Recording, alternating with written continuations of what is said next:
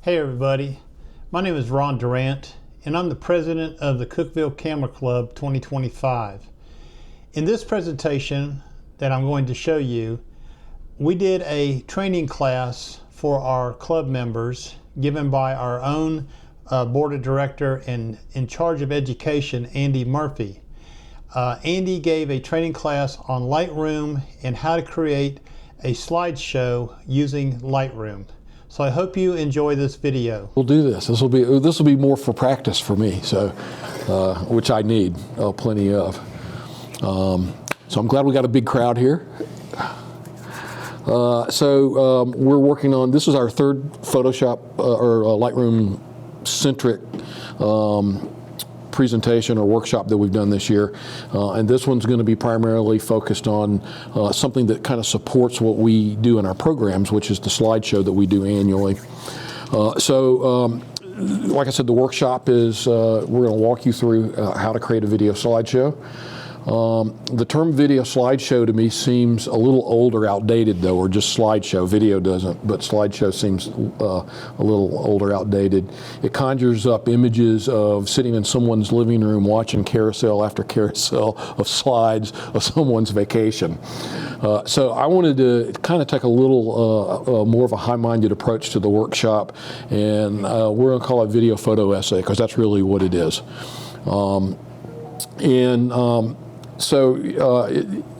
Basically, video slideshow or slideshows, like I said, are photo essays. Maybe a photo essay with a little less forethought when we think of slideshows. So the term photo essay, using the term photo essay may kind of scare everybody, or may be a little intimidating because it sounds like it's more work, but it really shouldn't scare you or intimidate you, because it's basically art.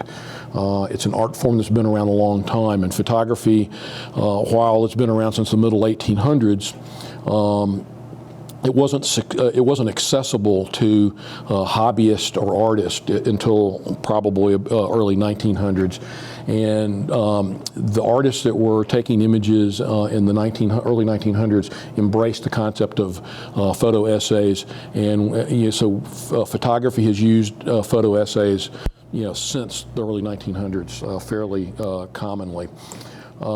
So let's talk about what a photo essay is. Photo essay is a series of photographs that work together to tell a story or explore a theme, creating visual narrative that can evoke emotion and convey a message. Similar to traditional essays, but with pictures, is the primary narrative tool. A powerful essay features photographs that work together to create a cohesive and impactful narrative, often with limited or no text, allowing the images themselves to communicate a theme, a concept, or an idea or emotion. Unlike single images, a photo essay builds a story through the sequence. And the sequence is probably your most important tool when you're creating your photo essay. It's the way you tell your story, or you guide your viewer through the process of the story that you're wanting to tell. The medium that we're talking about, photo essay uses several mediums for their presentations. It could be a gallery show, could be a magazine or newspaper spread, a book, or a slideshow. They're essentially the same thing, just the presentation is different. Okay, and the skills that you'll be exercising to do your photo essay on video, similar to the skills that you would use to do a gallery show, magazine or newspaper spread, book, or the slideshow. Let's talk about the categories of photo essays, and this may help you when you're creating your photo essay, kind of guide you through your process. So there's basically four basic categories that the essays fall into. There may be really 100, but there's probably four basic categories. And before I display these and talk about them, Some of these will overlap a little bit, so they'll seem duplicitous, but that's not the case. They'll stand alone on their own and then have some similarities to other categories. So the first category is documentary style. That would be something that documents events like the Great Depression, Vietnam War, 9/11, or just the lives of a community. So when you think of a documentary essay, think of Dorothea Lange, who was a great photographer from the Depression era. All of her work, most of her work was related to the Depression. She's quite well known for several famous photos. I think Roger May, who did a photo essay called A Love Letter to Appalachia, a really great photo essay. You should check it out online. It's interesting and nice images. Next category would be fine art, so exploring abstract ideas or creating artistic impact through visual means. So when we think of fine art photo essays, you think of Charlotte Cotton, who did a photo essay that's well received called The Photograph as Contemporary Art. Victor Bergen, who did a photo essay called Thinking Photography. Charlotte, if you actually look at her stuff, she was a photographer in the 60s. Kind of overlapping into the 70s. Her style was very much like you would expect a photographer from the 60s. It's a little gritty, a little risque in some cases. So just be prepared if you go check her out. It's an interesting, her work is interesting, and there's a lot of it available online. Charlotte Cotton. That's C-O-T-T-O-N? Yep. The next would be journalism, and journalism essay tells a coherent story about subjects, events, or issues with minimal accompanying text to provide necessary context or explanations. So when you think of journalism photo essays, think of Eugene Smith, who is considered the father of the modern day photo essay. His work, he's got 3 seminal works that you should be aware of and check out: Spanish Village, Nurse Midwife, or Country Doctor. And Country Doctor, by many, is considered probably the best photo essay ever actually produced. It was done in the 50s, and you should just go check out the images and do a little research on the history of why the documentary or that photo essay was created. He was hired basically to do the photo essay by the American Medical Association, and it addresses a lot of issues that we still have today, and kind of talks about the evolution of medicine from the 50s to the way it's practiced today, and it's an interesting documentary. Ansel Adams, we don't think of Ansel as a photo essayist, even though he's created a lot of photo books.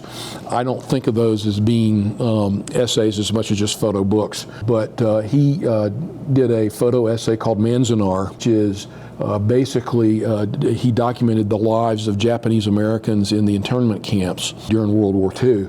And he, at the end of World War II, when he was ready to release the photo essay, the war was over. The publishers felt that there was not an appetite for that kind of photo essay to be published, so it never got published.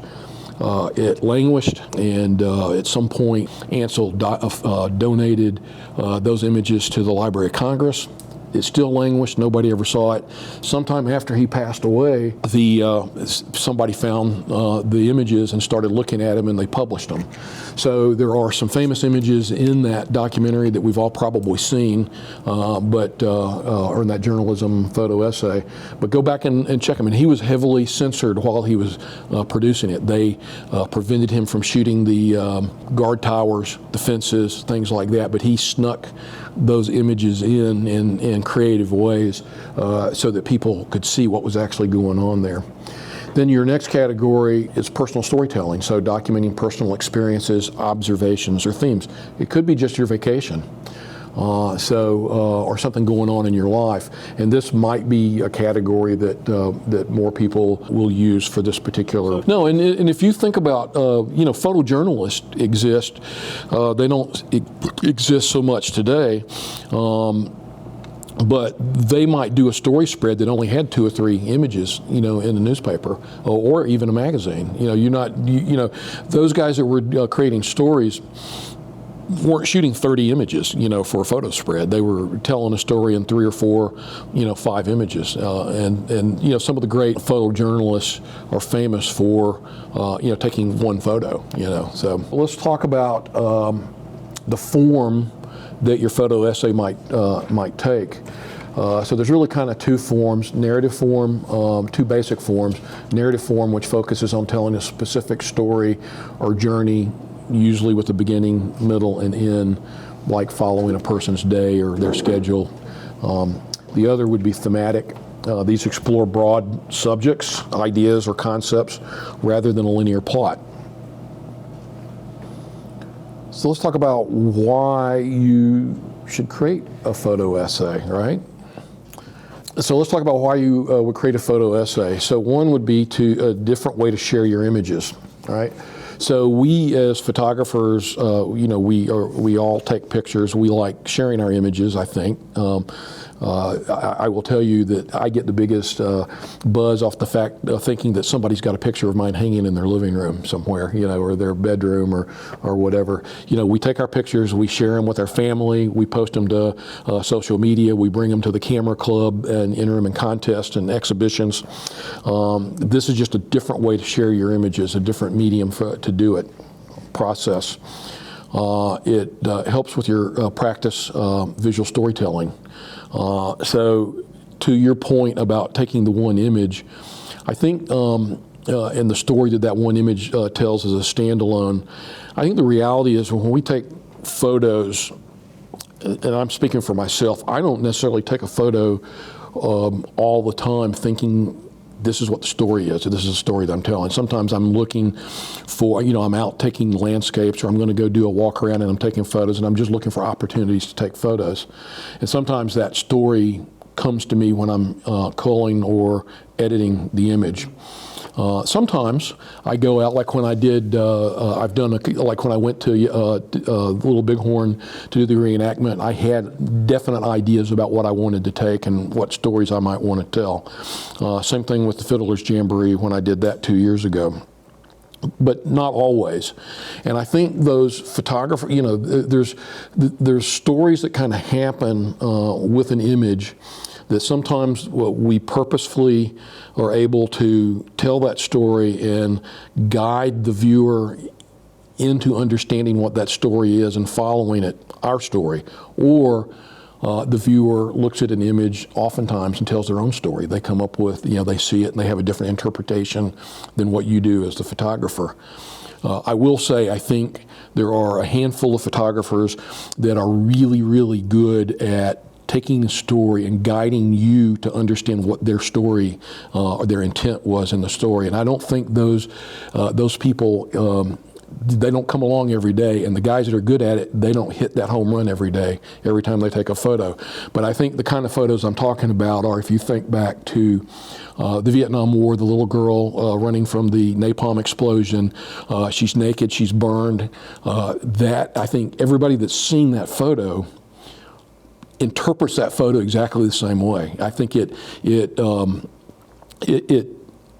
affected our view of the Vietnam War. Think about the 9/11 photo of the firemen. I think everybody interprets that photo basically the same. There's very few people that kind of go off on their own interpretation.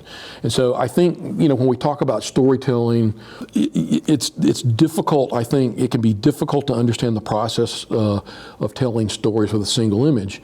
Whereas with something like a photo essay, we can take 3 or 4 or 5 or 10 or 20 images and put those together to guide our audience into following a storyline. But the benefit of doing that is you're practicing your storytelling, right? So just like taking photos, to become a good photographer, you have to take a bunch of photos. Same thing with storytelling. You have to practice telling stories, and you get better, and eventually you get better from 100 images to 20 images to 1 image, right? So I think it's a good reason why you should consider doing a photo essay, or something similar to what we're doing for this program. The other thing it does, it helps you improve your curation skills. So you got 100 images, you've got a limited amount of time to tell your story. You got to go through your images and pick your images, right? And the one thing I will say is, unless you're doing your retrospective, you're going to do a photo essay. You're not, if it's 20 images, you're not going to have 20 banger images in your photo essay. Just even if it's a retrospective of your year's work, you're going to take your 20 best images and people are going to look at it and they're going to go, well, there's 2 or 3 really great images in here and that's it. The rest of them become supporting actors, right? So your star images, your best images are your stars. Your supporting images basically are your supporting actors in your storytelling process. So you have to figure out how to curate through your images and get down to that group of pictures that best tells your story. And as a professional photographer, you get an extra skill set, right? You learn to tell stories through video, photo essays, to support your client. So let's say you're a wedding photographer. You put together a video with music for your client. That's another product that you can sell to your client or support your client. That's just one example. But most importantly, I think it's challenging. It challenges us beyond our comfort zone, particularly if we don't do this on a regular basis, and it's fun. I really enjoy, of all the things that I do, putting together the slideshows, I actually probably enjoy more than almost anything that we do beyond actually editing images that I took. Let's talk about the components of a video essay. So basically, it's pretty simple. You got 3 components. You got a beginning, a middle, and an end. So in this case, your beginning is your beginning slide, and I'm going to suggest that you, in your beginning slide, your opening slide to the show, you're going to create a title or add a title to the show, for the show that is indicative of what the slideshow is about. And then you're going to credit your music and the performer of the music. So not dissimilar to the way music videos were produced back in the day when you looked at the function. I think having your music information there kind of in the title gives your audience an idea of what it is that they're about to watch. Your body includes your images, it includes the music, and it includes captions. Now, there might be, and the captions are optional, right? So you can add text to these if you choose to. You don't have to. There may be reasons to do so. And what I would say is everything that you're doing when you create the video, your photo essay, is to drive your story, right? If it distracts from the story, don't do it. If it adds to the story, do it. If adding captions adds to the story, add captions, right? And there's good reasons why you may add captions. And we'll see some examples when we actually start to build our sample slideshow. So the ending slideshow is an opportunity to give credits and acknowledgments that you may want to add to it. Your copyright. And I want everybody to think in terms of always, copyright your images. Put your copyright on your images, whether it's in the metadata or on the image if you're broadly distributing it. So that basically you've declared your copyright, but you can also file for copyright with the Copyright Office. And so the way you do that is you can do it in bulk. So you could, like at the end of the year, take every photo that you've taken, put it on a CD or DVD, and then fill out an application, pay $25, and mail it to the Copyright Office, and you've now registered those images as copyright. And the only reason why you would want to do that is if, for instance, if you found somebody, let's say Tesla stole one of your pictures and used it in an ad and didn't get your permission, but it's yours, they violated your copyright. If you wanted to file a lawsuit against them, if you didn't register it with the Copyright Office, your lawsuit's probably, you'll win the lawsuit, but you're probably not going to get any damages, right, or very little damages.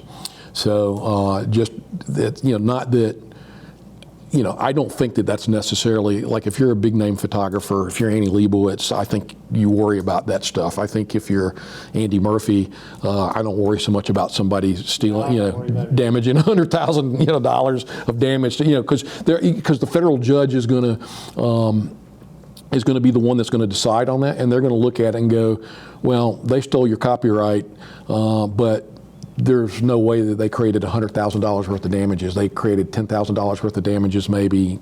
Click, that's it. And that's more likely what's going to happen when you go to court. But you still want to protect your images, I think, and make sure that you get credit for them. So here's some things to think about when you're creating your essay. Let's talk about the length, okay? We have a 5-minute max length for the program photo essay. My recommendation is less is more. I have, while we have 5 minutes, I know a lot of people go think in terms of, I get 5 minutes, I want to take the whole 5 minutes, right? And it's so bad. I've witnessed it. I know you've witnessed it because you've been here. I've witnessed it where they have a 3-minute song. They get to the end of the song, they re-loop the song, and add 2 more minutes of videos. And I think that the reality is that mentally, we know the way the music sounds and what's going on with it, whether it's a song or instrumental, that the song's kind of winding down, and your perception of that is what's going on. And then all of a sudden we crank it back up. It's kind of jarring and it's long. And I think that also when we're sitting here at about the 4-minute mark, I think we're all sitting there going, okay, this is a bit much. You know, my mind starts to wander, and then now nobody's paying attention to the story that you're trying to tell. So you should always, I think, try to do it in the most efficient manner possible to tell your story so you don't lose your audience. Music. So we're going to talk about music, instrumental or vocal performances. Should you use one over the other? I actually have a tendency to lean towards instrumental. I think the lyrics have a tendency to distract, but you do what's best for the storyline, right?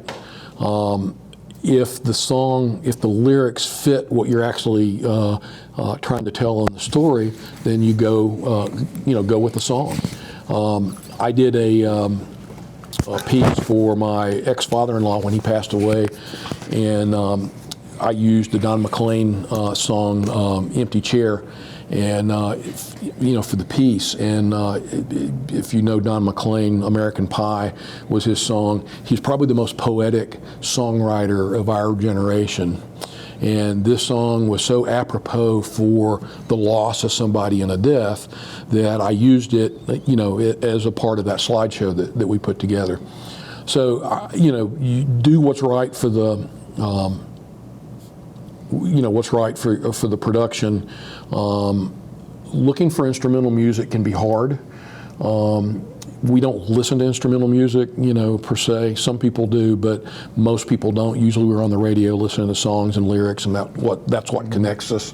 So it's easier to find those songs for us, but thank God with the internet and with iTunes and some of the other platforms out there, you can do searches, for instrumental music. For this and find purpose here, I mean, if you're trying to post something to the internet, then you run into copyright music problems. But for us internally, if there's a song you happen to like, an Eagle song or whatever it might be, you can rip that out. It's funny you say that because that was my next.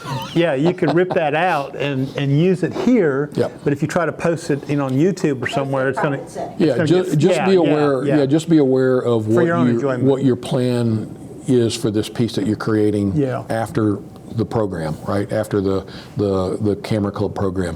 One of the things that I find interesting, and I haven't really figured out what's going on, is I know that anytime I've ever posted anything with popular music on Facebook, it gets pulled down. Yeah. But I've noticed some photographer friends of mine posting stuff with popular music, and it doesn't get pulled down. And typically what happens in most copyright infringement situations, somebody will just shoot a cease and desist, and if you take it down, that's the end of it. You do have some people that are kind of litigious and they're just going to go, but those guys are doing that as a business. They're looking for things to sue people for and get you to write them a check. So images, we talked about this earlier, your best images and your transitional images. So this would be, like I said earlier, think about your star, like your best images is the star of the movie, and your transitional images is the supporting cast.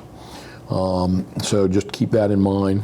and then effects. So this is the thing that really drives me crazy when I watch people that edit their own videos and even slideshows and stuff. I'm going to say keep it simple. The nice thing about using Lightroom to do your slideshow is the slideshow module is simple, so you're not going to get yourself in a whole lot of trouble.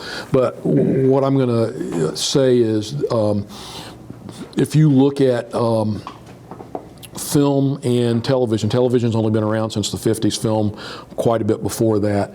But since the beginning of film, there's basically, let's see, what, 1, 2, 3, 4, maybe 5 actual effects that account for 99% of the effects that are actually used in a movie or a television show, right? And those effects are fade up from black, fade to black, fade through black, dissolve, or cut. And so those effects represent very distinct aspect of storytelling. So if you do a fade up from black, that typically we as humans or our brain interprets that as the beginning of a scene, the beginning of a story, right? So you start in black, you come up to your scene. So let's say, for instance, you're watching a television show, you fade up from black, usually there's going to be an establishing shot, let's call it a 2-shot with 2 people in it.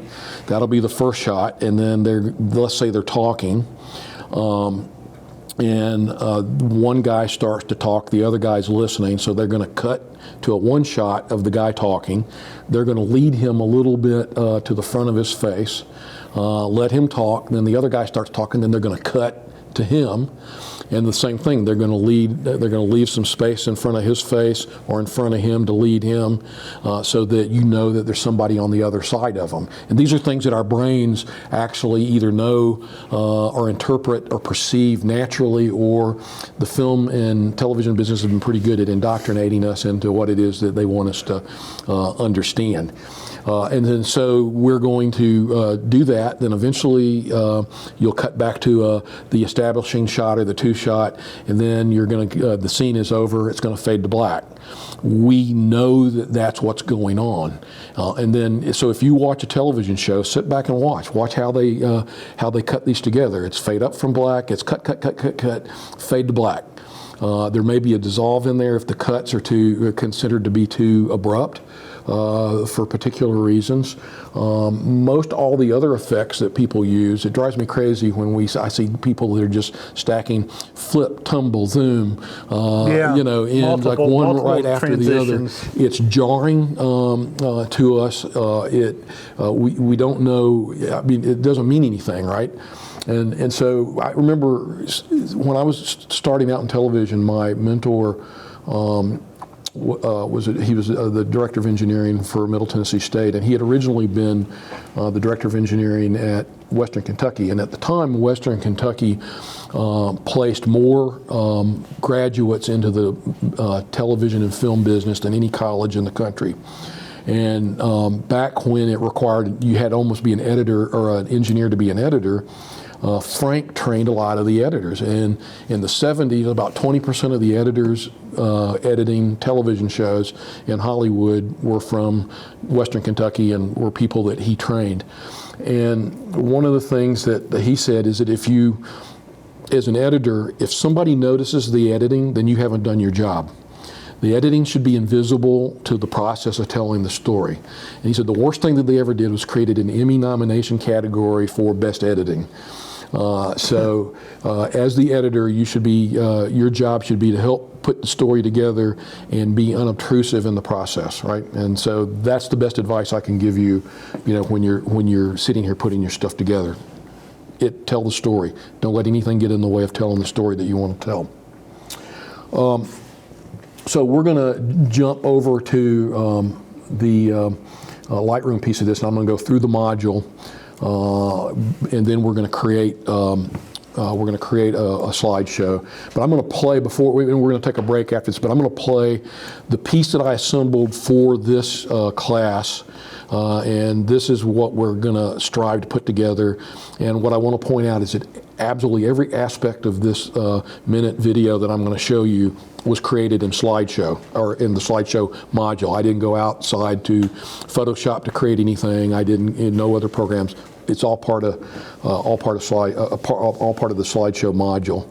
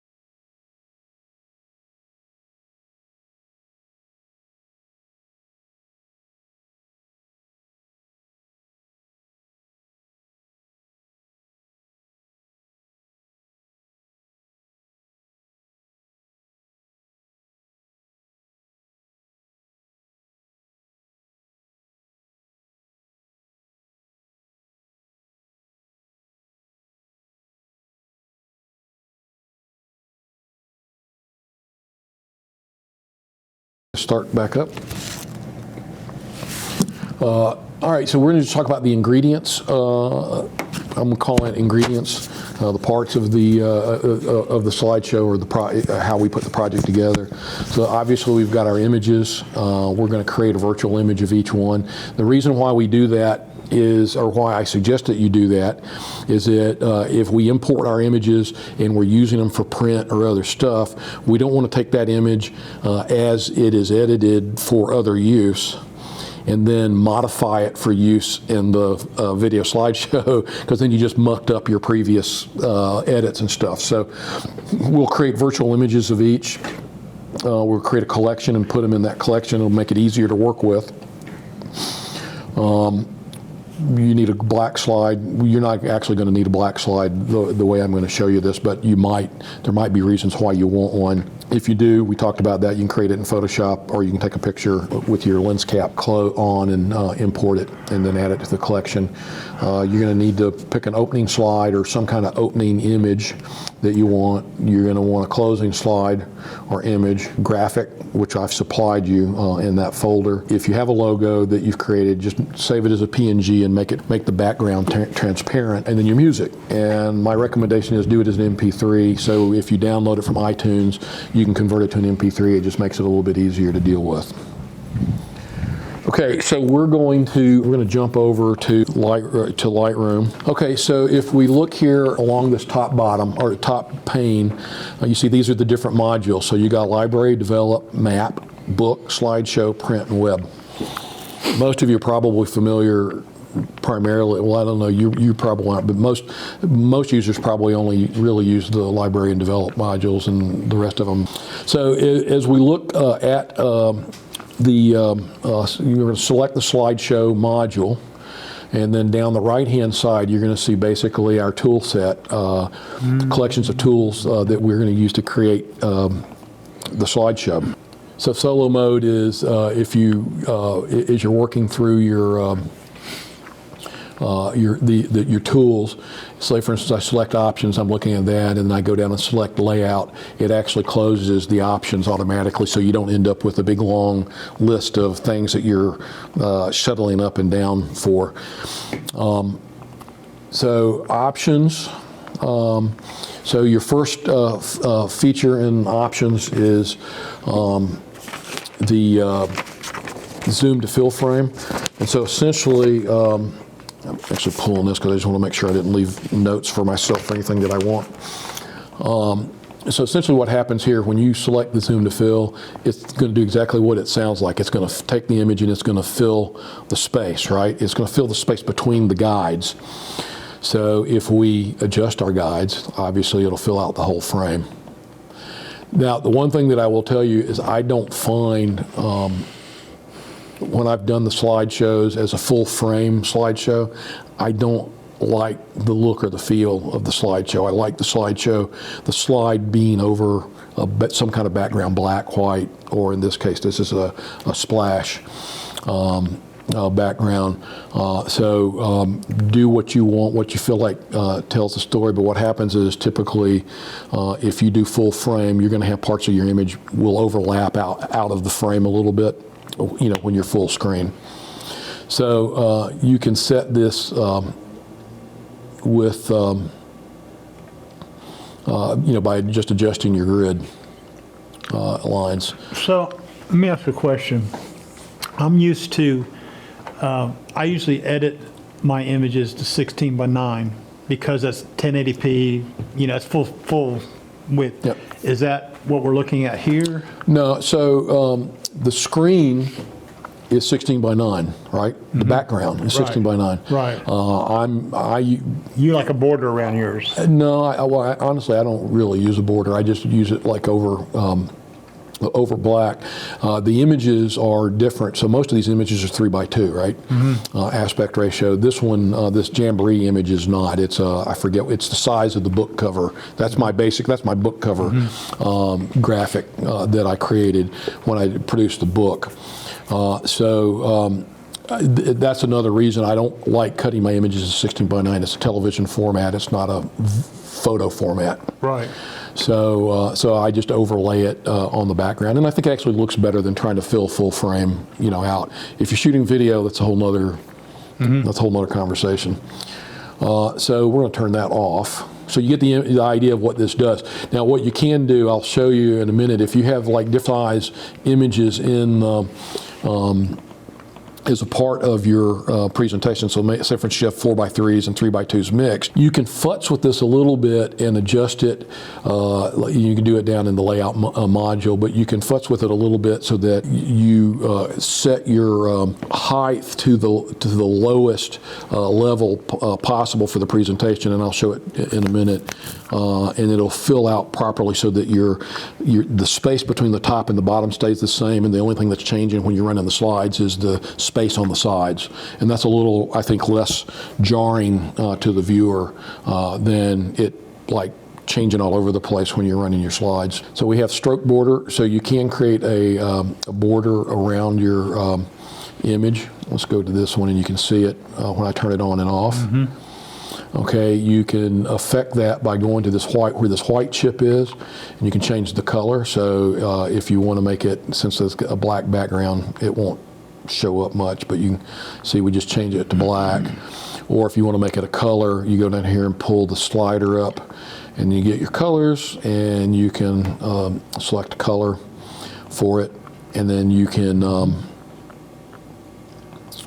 do we go? Once you set that, that's for all of them? Yes. And then you can set the width of your stroke. So this is global. These are global. Is settings. Everything on that side global? No. There's some things that are global and some things that aren't, okay. And we'll show you the things that aren't, okay. And because that's how you trick it into doing some of the things that you want it to do. Right. So you can set your stroke. So if you see, as we change, it's going to be set for each image, right? And then we can set it to cast a shadow, which you may not be able to see in this rendition. But basically, if you think of the image floating above the background, and in this case, you got a light source off to the side, it's going to cast a shadow onto the background down here. So you can basically create that image. So if we were on a white background, we can go in and change this to white. So we're in a white background, and if you select cast, you see the shadow, right? And you can adjust the opacity of the shadow that it leaves. You can adjust the offset. I don't know what radius does. I guess it makes it more blurry, so it should really be feather is what it should be called, not radius. And then your angle, right? And now I've discovered that if I set the angle here, when I actually create the slideshow, when it renders, for some reason it renders it up here, so you might have to kind of play with it to get your shadow to fall exactly where you want it. It's a little buggy that way. So that's your cast shadow stuff. So we're going to go to the show show guidelines, right, and layout. Now, if you wanted to go back to the image before you just edited it, where you changed it to white, is there one quick way that you can go back to that? No, you just got to go back down and reset it. And we're going to reset it when I go move down in a minute anyway. Go to layout. You see show guides. We adjusted that earlier up in options just for kicks and giggles. But this is where you control it. So you can turn it on and off so you can see the guides. Right now they're locked, so each of the guides are linked. So when you adjust one, you adjust all sides equally, right? Unlink it, and it anchors to different parts of the, so if I adjust the bottom, the top stays anchored to the top and you're adjusting your guide. Same thing left to right, okay? So what I do is I actually use the link, and let's see if we've got, I don't know if I can link all. So I think this is, yeah, so if we go,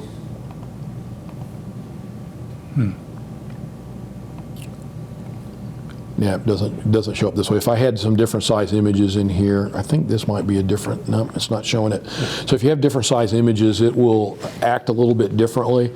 So you just, if you see some things happening that are weird, like with your image sizing, just come up here and play with it, and you can adjust it and kind of get it smoothed out. You'll want to set your aspect ratio here. So you've got screen, then it just uses whatever the actual screen is for your computer that you're looking at as the aspect ratio, or can set it to 16:9 or 4:3.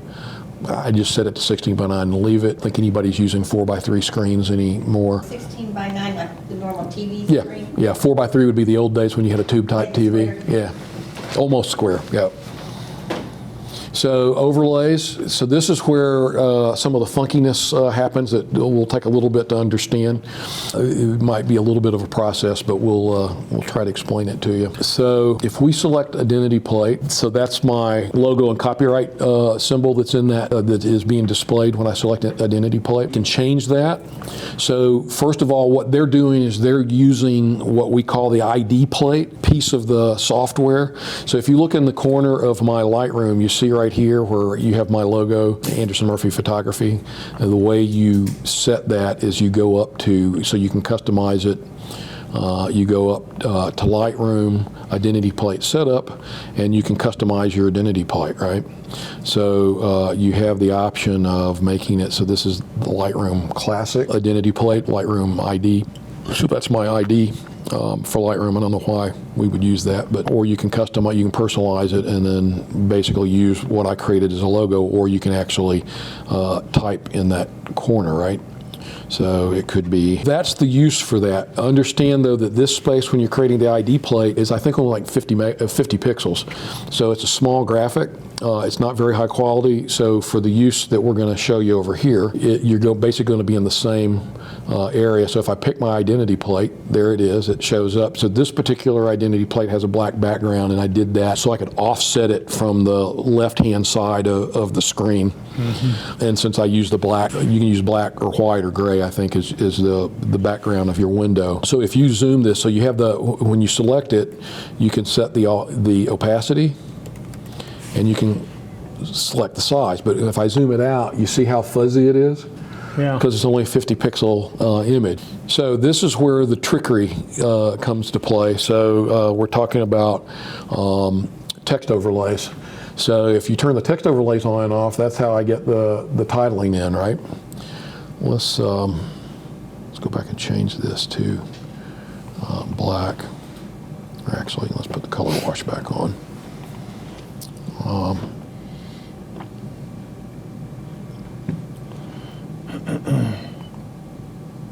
Okay, so you see that's how the titling gets in.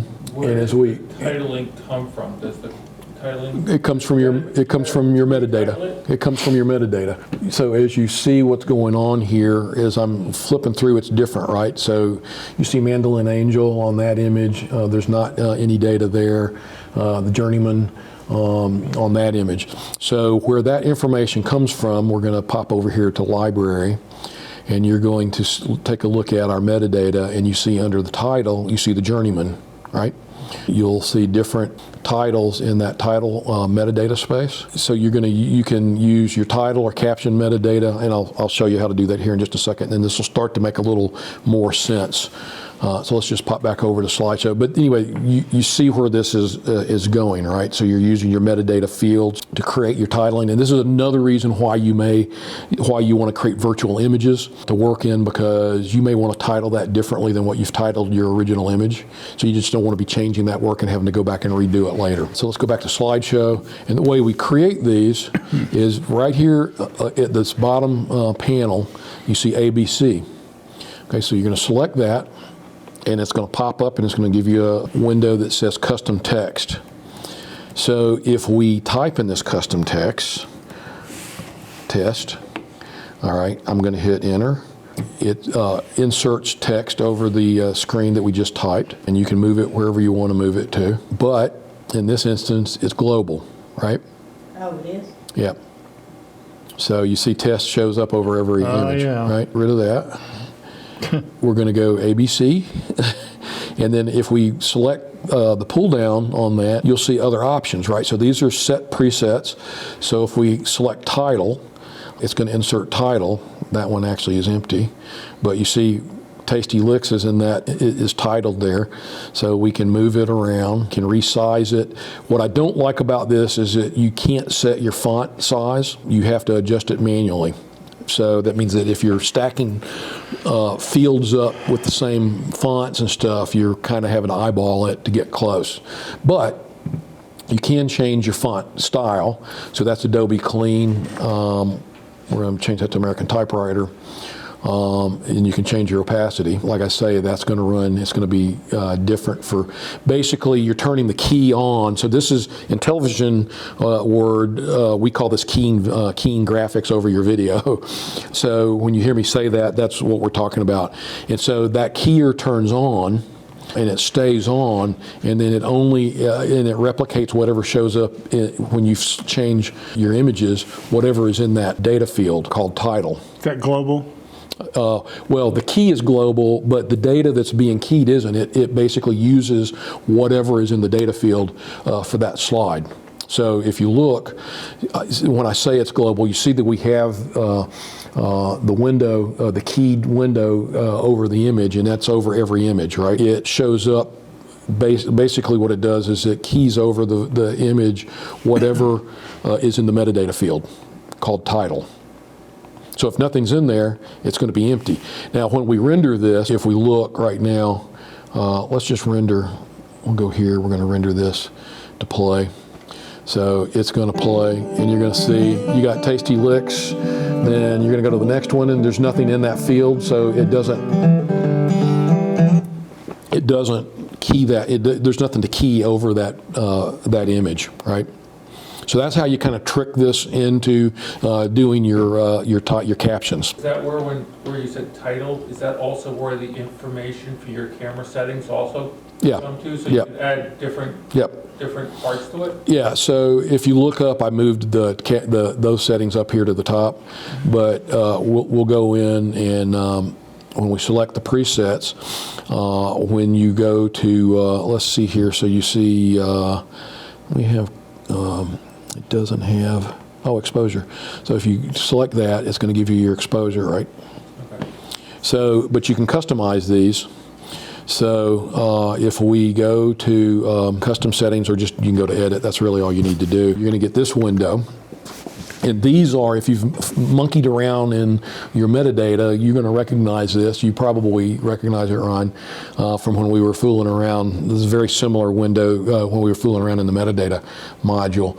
So you have the option of adding, so we can delete this. you got the option of adding, so that would be your file name. Most of these are things that have already been entered or created by the camera or Lightroom, right? So file name, options, folder name, where it's located, original file name if the file name's been changed, copy name. Copy name, you'll see how I use copy in a minute. It's one of the things I want to come back to. Copy, in the copy field, when you create a virtual copy, it will actually insert copy 1 in that field so that you see it in the loop view. If you create another virtual copy, you'll see copy 2. I change those sometimes for different uses, and I change them for this project, and I'll show you what I did here when we get done with this. So as we work down, you get to the EXIF data. This is all the camera information, so you can create. So let's say we want to go make, we want to go model. All right, to add our exposure, let's see where we got. Am I missing it? Oh, here we go, exposure. Right. So I'm going to actually just slide the bar in, add a little space to it because I know it's going to be run into each other. All right, and we're going to hit done. And so now we just created all the information. Canon 5D Mark II, 1/100th of a second at f9, right? So you do have some flexibility in what you're doing for creating, your image, your titling options. We're going to go back, and we're going to show one more option, and that is if you get down to the EXIF, to the IPTC data, this is stuff that you can kind of enter, right?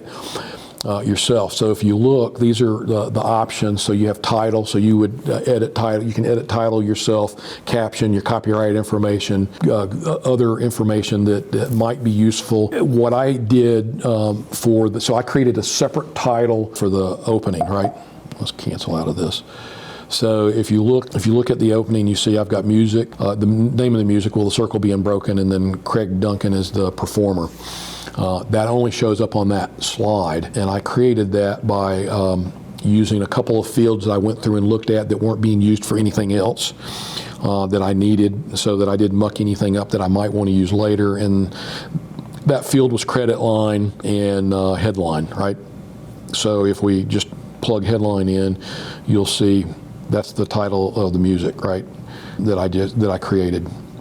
And then what I did was I added it to the bottom of the metadata view here at the bottom, so I could actually plug them in easily, right? And so for you know how to do it, you guys don't, but you select this button that says customize, and up pops your options, and anything that's checked is going to show up in your default view for metadata, and you're just going to select, all right, so slideshow. So that's your text overlays, and then obviously you have the option, if we select a text overlay, you can adjust the shadow. So you see the shadow pops out, and we can change the opacity, we can change the offset, radius, and the angle of the shadow. Okay, so we're going to jump off of that, and we're going to go down to backdrop. So this is your backdrop. So this is how you set your background. So right now I've got a color wash set, so you see it runs white or light gray to black. You can change the opacity of that, so it changes the background to be lighter. We can change the angle of where the light comes from in this case. You can change the color, so if you want it to be an actual color, we can do that. I'm not sure why we would do hot pink across that, but why wouldn't you? So you have a lot of options there to do that, right? And it makes it at least a little more interesting, your presentation. Dress it up a little bit. Yeah. If you want to just do a solid background color, you turn this off, turn background color on. You see it's white is selected. Select that chip over on the right-hand side, and we can select gray. We can select color. So anyway, so that gives you some options on what you might want to do on setting up your backgrounds, and then titles. So it's a little confusing because when we did overlays, to me that's really titles. What they're calling titles is your intro screen and your exit screen, right? So if we select intro screen, what it does is you see this flashes, right, black. So essentially it's setting up that it'll insert a black slide for you. You don't see it in your film strip at the bottom. So I think that's why this gets a little confusing. And you can add the identity plate to it, right? So when I click identity plate, you'll see that it shows it for just a second and then goes away. I don't know why they did that, but if you go to scale, it pulls it up and leaves it, and you can set the scale. Now, I don't find, if you watch this, let's go here, we're going to, we'll render it. So you'll see that it pops up at the beginning and then fades to my opening title slide. So I don't really find that to be that helpful, but what I do is I do leave, so I turn the identity plate off, but I do leave a black intro screen there so that it actually starts in black and fades up instead of an abrupt cut to the image. Okay, so what you'll see is when we hit play, so we render it, you'll see it starts in black, music, and then fades up. Okay. Same thing with the ending plate. It creates black, and this is how I got the logo, my copyright on the end. All right, so if we get out here to the end, I'm going to turn this off. You'll see how it renders.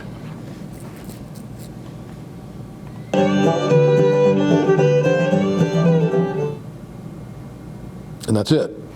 Okay. We turn the ending screen on. I'm going to just leave the identity plate on. If we didn't leave the identity plate on, it would just go to black. You know, just give us black. But you'll see what it does.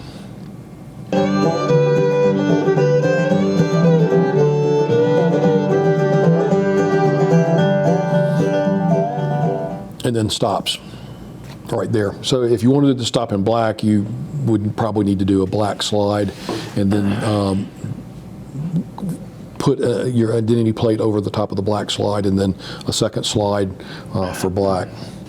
But I think that's a good way to end it. I think that works relatively well. And then like the others, you have the option of adjusting the size. All right, so we're going to look at music. So the way you add music, pretty simple. You got the plus, hit the plus.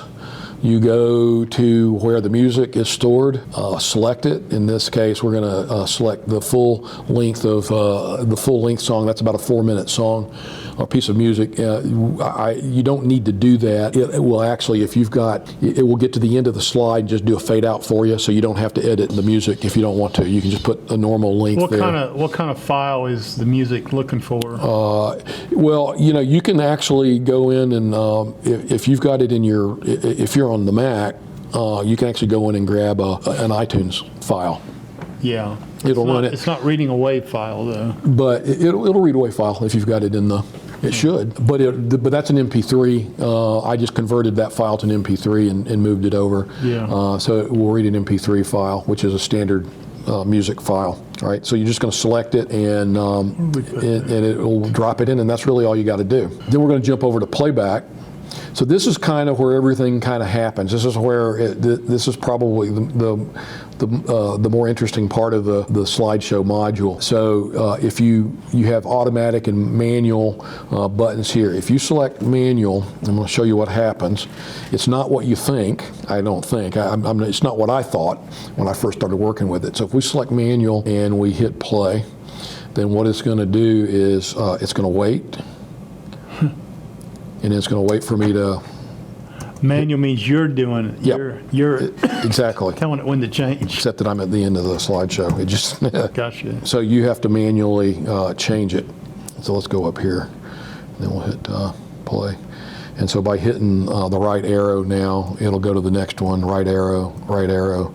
If you want to go back, it doesn't go back. That's if you put manual. Yep. Okay. So if you want Lightroom to control it, you got to be in automatic. The sync slides to music checkbox is Lightroom will try to make a cut or a dissolve based on the music. It'll look at, but it's not very good. Yeah. I never use it. But it'll try, so you can try it and see if it works. It may work for you, depending on the music and the slides. You set your slide length. Now, what I found on this particular one, I'm running my slides at 3.5 seconds a piece. piece, and my crossfade's at 1.8 seconds. That, for me, felt like a comfortable process or length for this particular presentation.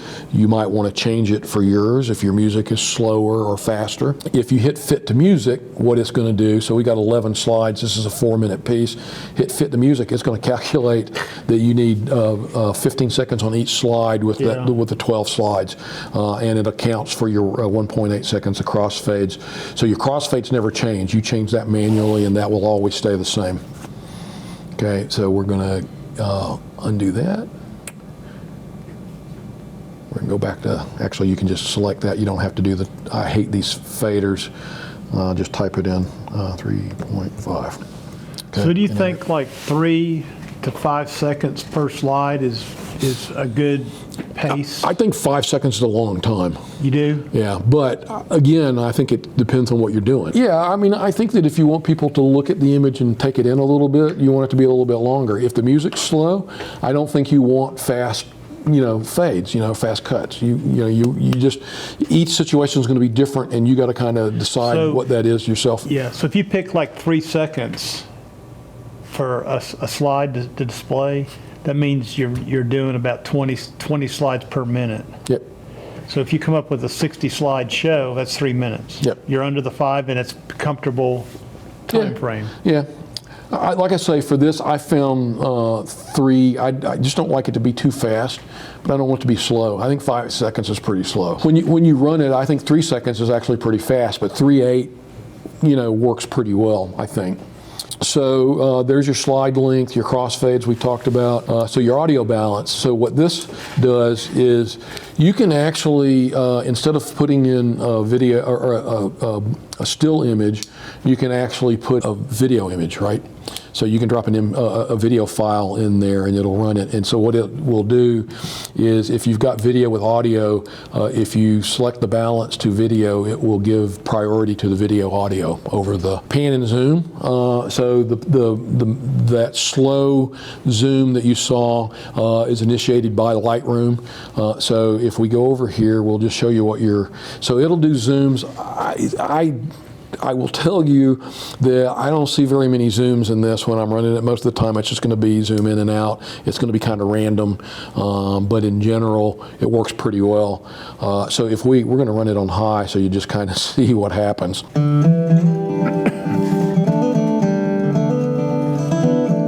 So that's about as fast as it gets, but it's a lot faster than what you saw.